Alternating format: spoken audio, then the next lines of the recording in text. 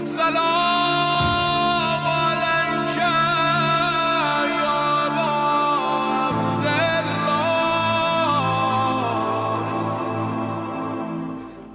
أعوذ بالله من الشيطان الرجيم. بسم الله الرحمن الرحيم. الحمد لله رب العالمين. الصلاة والسلام والتحية والإكرام على الرسول الأنام خاتم النبيين رحمة للعالمين وعلى آله الطيبين الطاهرين الذين أذهب الله عنهم الرجس وطهرهم تطهيرا. اللهم صل على محمد وآل محمد. ولعنة الدائمة الباقية على أعدائهم ومنكر فضائلهم وغاصب حقوقهم أجمعين من يوم عداوتهم إلى قيام يوم الدين. أما بعد عباد الله، أوصيكم ونفسي بتقوى الله، فإن التقوى خير الزاد وبها المعاد، وتنفع يوم لا ينفع فيه مال ولا بنون إلا من أطاع الله بقلب سليم. وصلى الله على محمد وعلى آله الطيبين الطاهرين.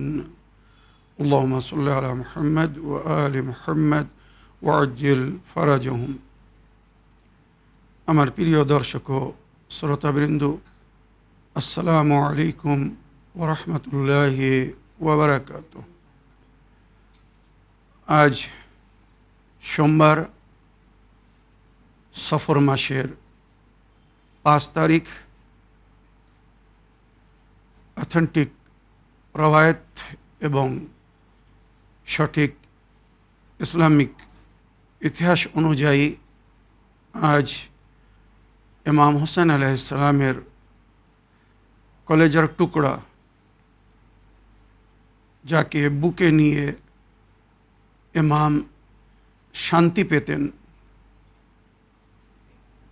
তাহাজ্জুদ নামাজে যাকে পাওয়ার জন্যে আল্লাহর কাছে দোয়া করতেন, সেই বিবি রোকাইয়া বিনতুল হোসেন, যাকে আমরা সকিনা নামে জানি, কেননা ওনার পিতা যখন এই কন্যাকে নিজের বুকের উপরে তুলে ধরতেন তো বড় শান্তি পেতেন, সুকুন পেতেন, তাই ডাক নাম রেখেছিলেন সকিনা। ওনার আসল নাম হচ্ছে রোকাইয়া।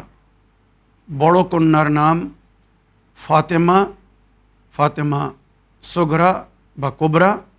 বোনদের মধ্যে বড় ছিলেন বলে ওনার নাম ছিল ফাতেমা কোবরা। আর মা ফাতেমা জাহরা, উনি বড় ছিলেন। আর ইমাম হোসেন আলাইহিস সালামের এই বড় কন্যা ফাতেমা ছোট ছিলেন বলে ওনাকে সোগরা বলেও ডাকা হতো। তো আজ 5 সফর ইমাম হোসেন আলাইহিস সালামের ওই প্রিয় এবং চাহিতি কন্যা জনাবে রোকাইয়া বিনতুল হোসেন আলাইহিস সালামের শাহাদাতের তারিখ। তাই সর্বপ্রথম আপনাদের সকলকে আন্তরিক সম্বেদনা ও সহানুভূতি জানাই এবং আপনাদের সঙ্গে সঙ্গে যুগের ইমামের খেদমতে তাজিয়াত পেশ করতে চাই। জনাবে রোকাইয়া বিনতুল হোসেন, ইতিহাসে ওনার শুভ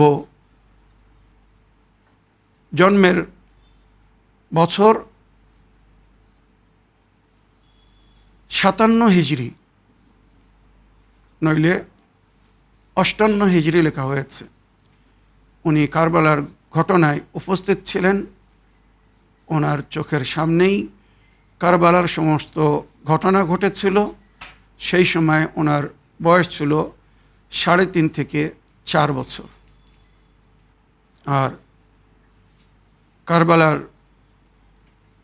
ঘটনার পরে, মানে আশুরার পরে, কারবালা থেকে কুফা এবং কুফা থেকে শাম বড় কষ্ট সহন করেছিলেন ইমাম হোসেন আলাইহিস সালামের এই প্রিয় কন্যা। যখনই নিজের পিতাকে স্মরণ করতেন, জালিম সান্ত্বনা দেওয়ার জায়গায় তাকে চড় মারত, কষ্ট দিত। এই বেদনা স্বয়ং উনি এজিদের দরবারে নিজের পিতার কাটা সার বা মাথা পেয়ে মুখের উপরে মুখ রেখে এইভাবে নিজের বেদনা বয়ান করেছিলেন। ইতিহাসে লেখা হয়েছে এজিদের সামনে সমস্ত শহীদদের মাথা রাখা ছিল, আর একটি বিশেষ থালের উপরে ইমামে হোসেন আলাইহিস সালামের মাথা রুমাল দিয়ে ঢাকা ছিল। আর এজিদের সামনে আহলে বাইতের ইমাম হোসেন আলাইহিস সালামের পরিবার, বউ বাচ্চাদেরকে, বোনদেরকে বা ইমামে জাইনুল আবদিন আলাইহিস সালামকে শৃঙ্খল বন্ধন করে দাঁড় করে রাখা হয়েছিল। এজিদ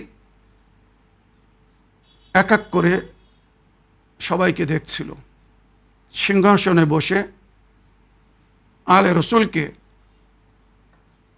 কয়েদির রূপে দেখছিল। দেখতে দেখতে তার নজর যখন জনাবে সকিনার উপরে পড়ে, তো সে জিজ্ঞাসা করল, এই ছোট কন্যা কে, আর এ কেন বারবার উচ্চ হচ্ছে আর নিচু হচ্ছে? তখন দরবারের কোনো সিপাহী বা শিমের পরিচয় করালো,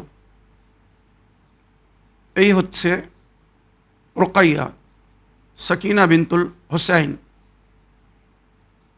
যেই এজিদ সকিনার নাম শুনেছে, সঙ্গে সঙ্গে বুঝতে পেরেছে এই সেই কন্যা যার সম্পর্কে আমার স্ত্রী হিন্দ আমাকে বলতো। এজিদের স্ত্রী হিন্দ আর সকিনার মা আলী আসগরের মা জনাবে রবাব বিনতে উমরাউল কায়েস বাল্যকাল থেকে পরিচিত ছিল, ওনাদের মধ্যে বন্ধুত্ব ছিল। তো যখন সকিনা জন্ম নিয়েছিলেন, উনি চিঠি লিখে, জনাবে রবাব চিঠি লিখে নিজের বান্ধবীকে জানিয়েছিলেন। ওইরূপ আলী আসগর যখন জন্মগ্রহণ করেছিলেন, আলী আসগরের সম্পর্কেও চিঠি লিখে জনাবে রবাব অবগত করিয়েছিলেন। তাই এজিদের স্ত্রী জনাবে আলী আসগরের জন্যে একটি ঝুলা কিনে রেখেছিল উপহার দেবে বলে। এ ঘটনা আমি মহরমের 6 তারিখের মজলিসে শুনিয়েছি। যেই এজিদ শুনল বা জানতে পারল এই সেই সকিনা বিনতুল হুসাইন বা রোকাইয়া বিনতুল হুসাইন, সঙ্গে সঙ্গে জনাবে সকিনার দিকে তাকিয়ে এজিদ বলছে, তুমি বারবার উচ্চ নিচ হচ্ছ কেন? তখন জনাবে সকিনা বলছে, এই জালিম, তুই কি দেখছিস না আমার ফুফু আম্মারা আমার চেয়ে তো বড়, আমার মায়েরা বা অন্য নারীরা তারা উচ্চতায় আমার চেয়ে তো অনেক বেশি, তাদের বাহুতে রশ্মি বাঁধা হয়েছে, আর আমি ছোট বলে আমার গলায়। নারীরা যখন উঁচু হচ্ছে আমার গলায় ফাঁস লেগে যাচ্ছে, আমি কষ্ট পাচ্ছি, তাই ওনারা নিচু হচ্ছেন, আর আমি তখন একটু স্বস্তি পাচ্ছি। তাই নিজেকে বাঁচানোর জন্যে কখনো আমি উঁচু হয়ে যাচ্ছি, কখনো নিচু হয়ে যাচ্ছি। তখন এজিদ বলছে, এই সকিনা, আমি শুনেছি তোমার পিতা নাকি তোমাকে খুব ভালোবাসতেন। তুমি কি তোমার পিতার সঙ্গে সাক্ষাৎ করতে চাও, তোমার পিতাকে দেখতে চাও? জনাবে সকিনা আসরার পরে নিজের পিতাকে আর দেখতে পাননি, সুতরাং কেঁদে উঠে বলছেন, হ্যাঁ, যদি আমার পিতাকে আমি একবার দেখতে পেতাম, আমার মনের বেদনা, আমার কষ্ট আমি আমার পিতার সঙ্গে একটু বয়ান করতাম। তখন এজিদ দরবারি সিপাহীদেরকে হুকুম দিল, ইমাম হোসেন আলাইহিস সালামের মাথা যেটা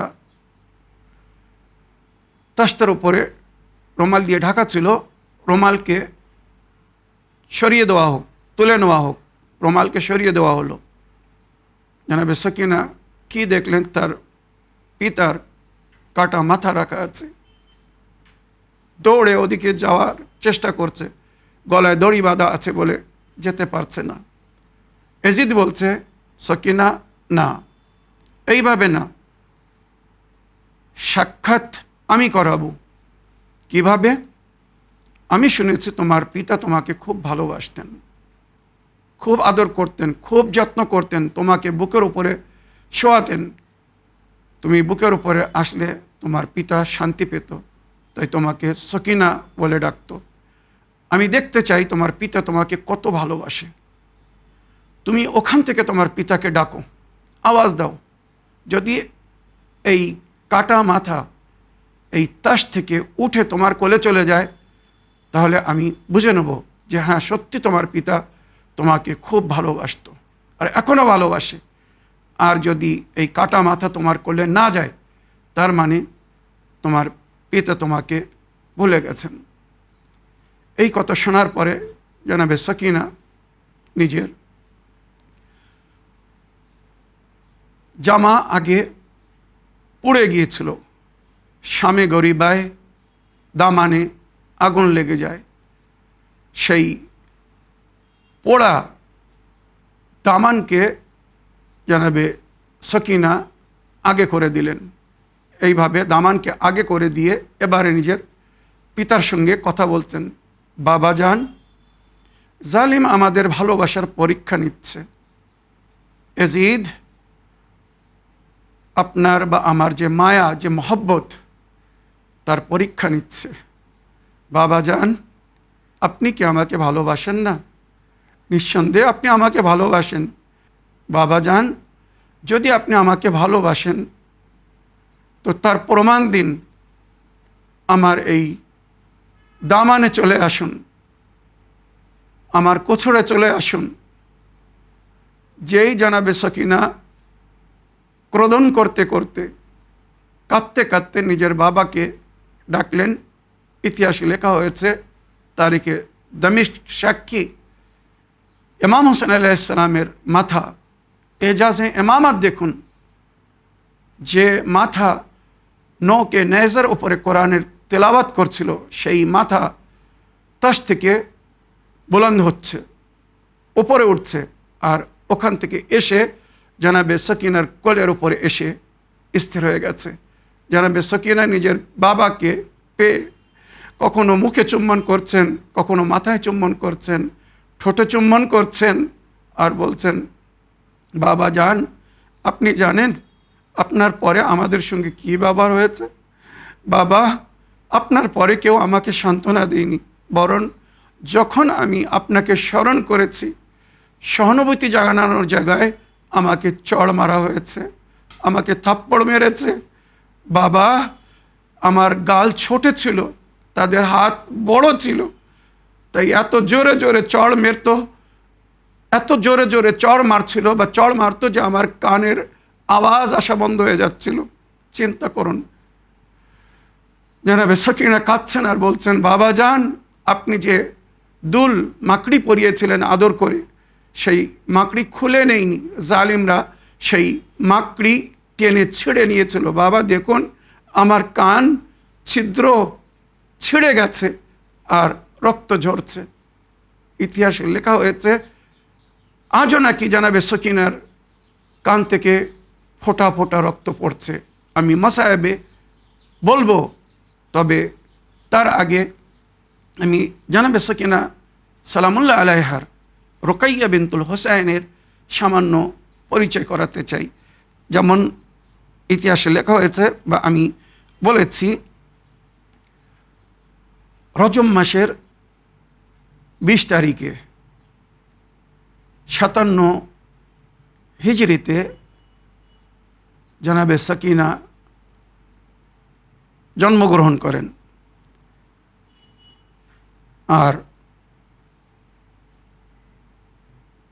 ওনার পিতা ইমামে হোসেন আলাইহিস সালাম আর ওনার মা জননী জনাবে রবাব বিনতে উমরাউল কায়েস, আর ওনার একমাত্র ছোট ভাই জনাবে আলী আসগর, যাকে কারবালার ময়দানে তীর মেরে শহীদ করা হয়েছিল। জনাবে আলী আসগর আর জনাবে সকিনা এক মায়ের সন্তান ছিলেন, জনাবে রবাব বিনতে উমরাউল কায়েস। কারবালার ময়দানে এনার বয়স ছিল 3.5 থেকে 4 বছর। আর কারবালার পুরো ঘটনা ওনার চোখের সামনে ঘটেছিল। কারবালা থেকে কুফা আর কুফা থেকে শাম সমস্ত দুঃখ, কষ্ট, বেদনা, যন্ত্রণা সব কিছু সয়েছিলেন। যখন জানাবে সকিনা নিজের বাবাকে স্মরণ করতেন, জালিমরা জানাবে সকিনাকে সান্ত্বনা দেওয়ার জায়গায় চাবুক মারত, চড় মারত, তাজিয়ানা লাগাতো। এইভাবে কষ্ট সইতে সইতে যখন জানাবে সকিনা কায়েদে শাম, কায়েদখানায় শাম, শামের কারাগারে পৌঁছেছিলেন, তো ইতিহাসে লেখা হয়েছে এক রাত্রে উনি স্বপ্ন দেখলেন। স্বপ্ন দেখছেন যে আমার পিতা আমাকে নিতে এসেছেন। নিজের পিতাকে দেখে খুব উৎসাহিত হয়ে, বাবা যান, আপনি আমাকে নিতে এসেছেন, আপনার বিনা আমি থাকতে পারছি না, বাবা আমার ঘুম আসছে না। ইতিহাসে লেখা হয়েছে জানাবে সকিনা যেমন ক্ষুধায় পিপাসায় ছিলেন, ওইরূপ নিদ্রার অভাবে যখনই ঘুমাতেন জালিম চড় মেরে নইলে চাবুক মেরে জাগিয়ে দিত। তাই এত শুকিয়ে গিয়েছিলেন যে শরীরে চামড়া আর হাড়ের মাঝখানে মাংস ছিল না। ইতিহাসে লেখা হয়েছে ওনার পিপাসার সম্পর্কে, পিপাসা যখন চরম স্থানে পৌঁছে যায় তখন হাড় ফেটে যায়, চোখের আলো কমে যায়, কথা বলার শক্তি ফুরিয়ে যায়। জানাবে সকিনার সেই অবস্থা ছিল। উনি জোরে কথা বলতে পারতেন না, ক্ষুধায় পিপাসায় আর নিদ্রার অভাবে ওইভাবে কষ্ট পেয়ে থেকে থেকে বাচ্চি শুকিয়ে গিয়েছিল। আর তার উপরে যখন তাকে চাবুক মারা হতো, তো ইতিহাসে লেখা হয়েছে তার জামা তার পিঠের সঙ্গে নাকি জড়িয়ে গিয়েছিল। জানাবে সকিনা যখন এই দুনিয়া থেকে পরলোক গমন করলেন, ওনার শাহাদাতের পরে যখন গাসসালা আসে গোসল দিতে, তো কাপড় খুলতে চাচ্ছিল, কাপড় খুলতে পারেনি, কেননা কাপড় শরীরের সঙ্গে জড়িয়ে গিয়েছিল। মানে এত চাবুক বা কোড়া, নেজা বা যে সমস্ত জিনিস দিয়ে আঘাত করা হয়েছিল, মানে শরীরের ঘায়ের সঙ্গে কাপড় বা জামা শুকিয়ে চিস্পা হয়ে গিয়েছিল, মানে জড়িয়ে গিয়েছিল, ওটা আর খোলার কোনো লাইন ছিল না। যেমন ইমামে জাইনুল আবদিন আলাইহিস সালামের গলার ত্বক, হাতের হাতকড়ি, পায়ের বেড়ি সব কাটা হাড়ের মধ্যে চলে গিয়েছিল বলে খোলা যাচ্ছিল না, শেষে কাটতে হয়েছিল। তো ওইরূপ গাসসালা বিবি জাইনাবকে ডেকে জিজ্ঞাসা করছে, যে গোসল দিতে এসেছিল, এই বিবি, আপনার এই কন্যা কি অসুস্থ ছিল, তার কোনো শারীরিক রোগ ছিল? জনাবে জাইনাব চিৎকার করে কেঁদে উঠেছেন আর বলছেন, না, আমার কন্যার কোনো রোগ ছিল না, আমার সকিনা কোনো রোগী বা ভুক্ত ছিল না। জালিমরা তার পিঠে এত চাবুক মেরেছে যে তার কাপড় তার শরীরের সঙ্গে জড়িয়ে গেছে। চিন্তা করুন, এত কষ্ট এই ইমাম হোসেন আলাইহিস সালামের কলেজের টুকরাকে দেওয়া হয়েছিল। তো ইতিহাসে লেখা হয়েছে, ইমাম হোসেন আলাইহিস সালামের এই কন্যা বাল্যকাল থেকে বড় বুদ্ধিজীবী এবং সাহসী ছিল। ইমাম হোসেন একসময় তাকে জিজ্ঞাসা করছেন, এই সাকিনা, বলো তো আমরা নামাজ কেন পড়ি? তো ইমাম হোসেন আলাইহিস সালামের ওই 3 থেকে 3.5 বছরের কন্যার উত্তর শুনুন। বাবা যান, এটা আল্লাহর শুকরিয়া আদায় করি, যখন আমাদেরকে কেউ কিছু দেন তো আমরা তাকে ধন্যবাদ জানাই। শুকরান লাক, আপনাকে ধন্যবাদ জানাই, এইভাবে বলি। আমাদের প্রতিপালক যে আমাদেরকে এত নেয়ামত দিয়েছেন, জীবনদান দিয়েছেন, জীবনের সমস্ত প্রয়োজনকে তিনি পুরো করছেন, তো তার পরিবর্তে আল্লাহ আমাদের থেকে সামান্য উপাসনা বা ইবাদত চেয়েছেন। এই ইবাদত হচ্ছে আমাদের জীবনের শুকরানা, ধন্যবাদ আমরা আল্লাহকে জানাই যে আল্লাহ, আপনি আমাকে যে জীবনদান দিয়েছেন এবং আমার জীবনের সমস্ত প্রয়োজনকে পুরো করছেন, এর জন্য আমি কৃতজ্ঞ জ্ঞাপন করছি। তাই আপনার সামনে নতশির হয়ে এই নামাজ পড়ছি, এই শুকরের সেজদা করছি। ইমাম হোসেন এই কথা শুনে নিজের কন্যার মুখে চুম্বন করে বললেন, এ আমার সোনার রোকাইয়া, এ সকিনা, তুমি আমার প্রশ্নের সেই উত্তর দিয়েছ যে উত্তর আল্লাহর ওলি আউলিয়াদের হয়ে থাকে। চিন্তা করুন, ওই বাল্যকালে কত জ্ঞানী এবং বুদ্ধিজীবী ছিলেন। আর বাহাদুর খানদানের বাহাদুর কন্যা মাওলা আলী আলাইহিস সালামের পতি বিবি জাইনাবের ভাইজি এজিদের দরবারে যখন এজিদ বলছিল,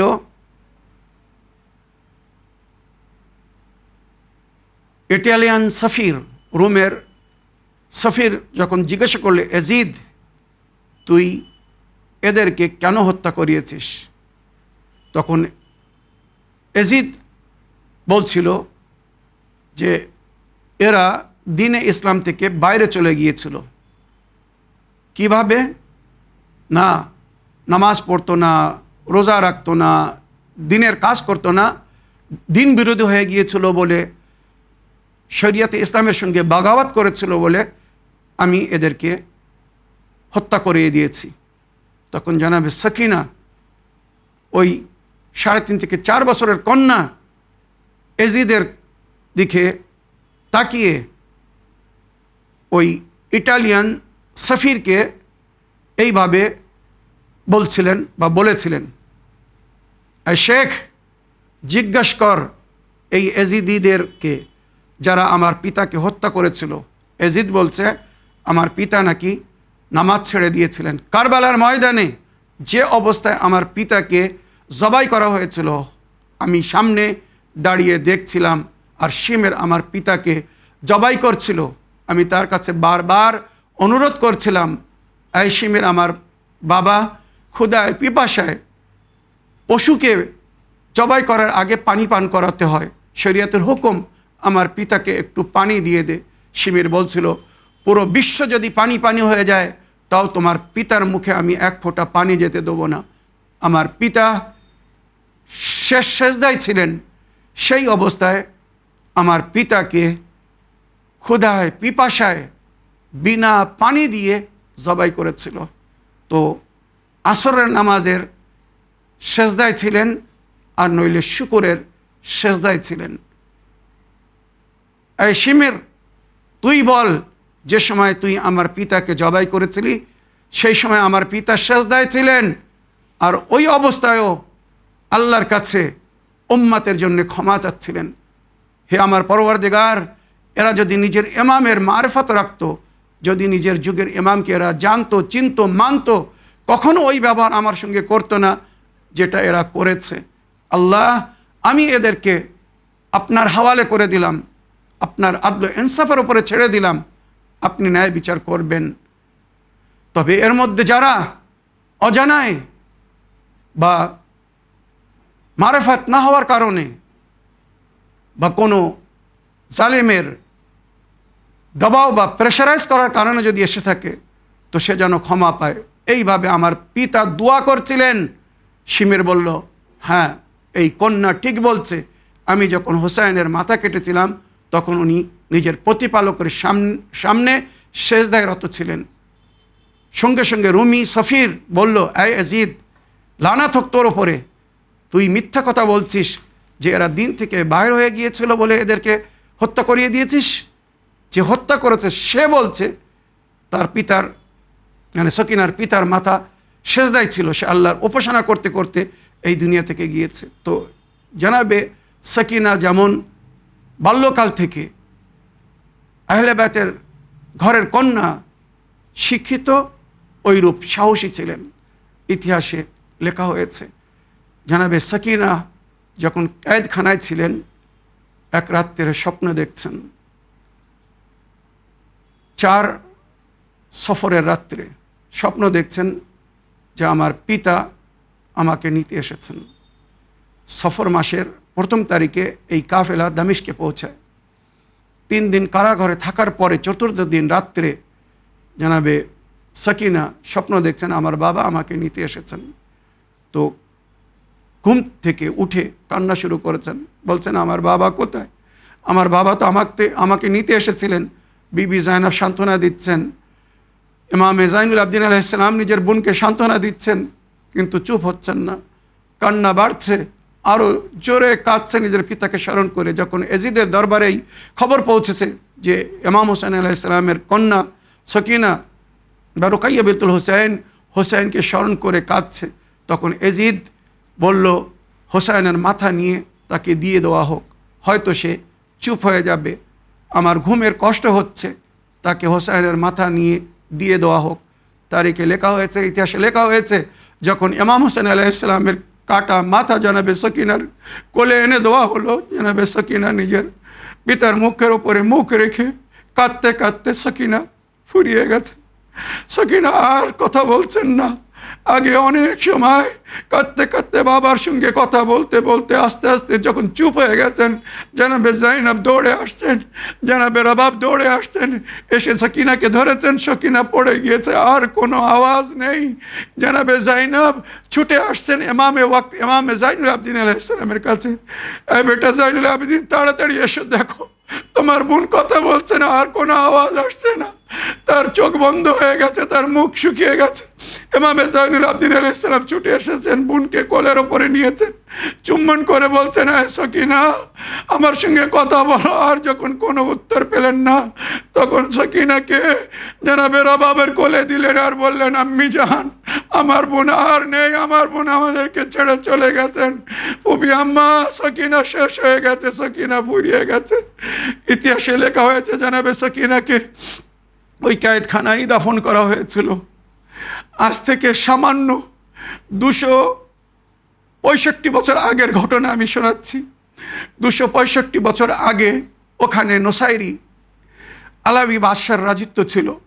একদিন ওই রাজা স্বপ্ন দেখছে যে জানাবে সকিনা তাকে বলছেন, এই বাদশাহ তুই আমার দাদা মাওলা আলীকে ভালোবাসিস, আহলে বাইতকে ভালোবাসিস, আমি সকিনা আমার কবরে পানি আসছে, আমার কবরের জায়গাকে পরিবর্তন করে দে, আর নইলে আমার কবরের জায়গাকে একটু উঁচু করে দে। আমি চাই না বা আমি চাইবো না যে আমার মুখের ভেতরে পানি চলে যাক, আমার পেটের ভেতরে পানি চলে যাক। কারবালায় আমার ছোট শিশু ভাই আলী আসগার খোদায় পিপাসায় মারা গিয়েছে, আর আমি পানির মধ্যে ডুবে থাকবো, এটা আমি কখনো চাইবো না। আমার কবরের জায়গাকে পরিবর্তন করে দে, আর নইলে একটু উঁচু করে দে।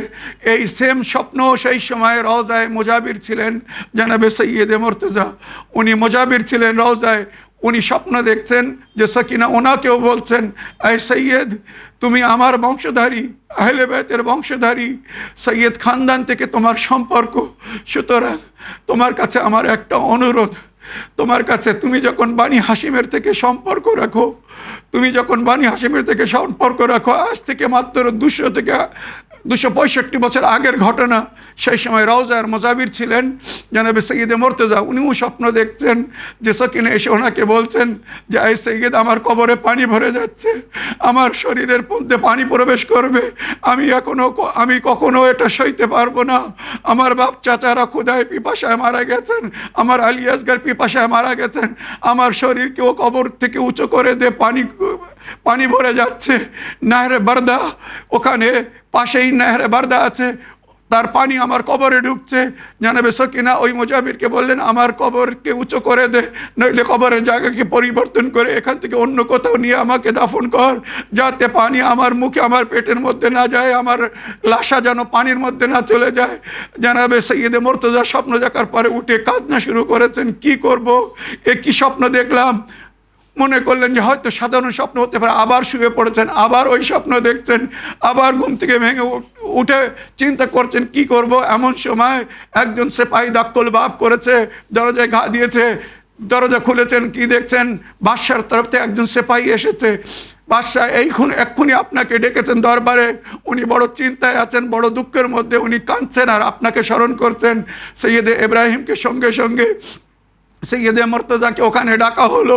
সৈয়দে মুর্তজা যখন ওখানে পৌঁছেছেন তখন বাদশাহ বলছে, আমি এইরকম স্বপ্নে দেখেছি, জানাবে সকিনা আমাকে বলছেন ওনার কবরে নাকি পানি ভরে যাচ্ছে, পানি আসছে, ওনার কবরের জায়গাকে পরিবর্তন করে দেওয়া হোক, নইলে উঁচু করে দেওয়া হোক।